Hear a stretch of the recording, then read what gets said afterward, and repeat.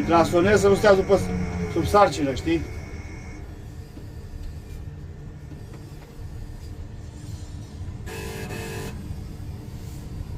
Da.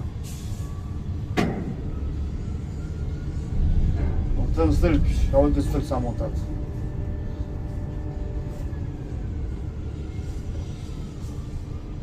La poziții.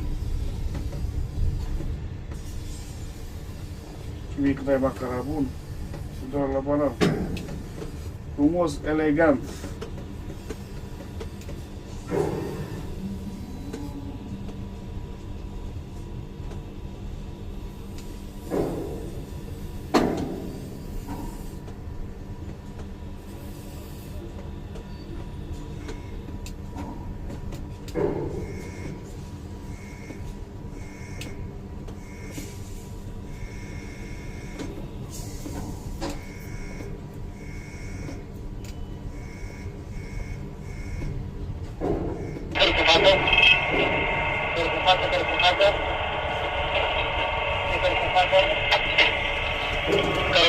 Cărut în față.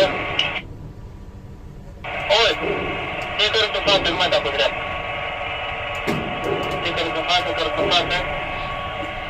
Cărut în față, cărut în față. Cărut la vârf, cărut la vârf. Cărut la vârf. Stop, ești pe jos.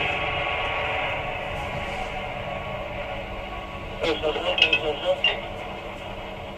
Pe jos, pe jos, pe jos.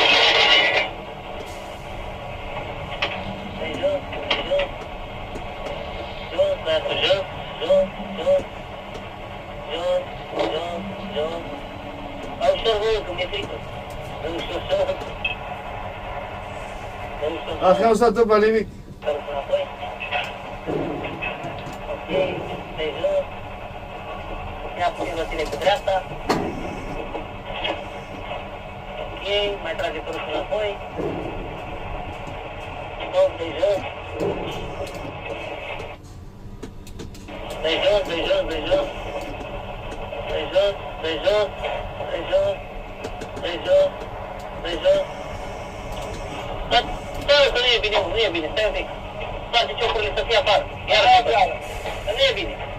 Dă-i mai jos, Aline, te rog. Dă-i mai jos, dă-i mai jos.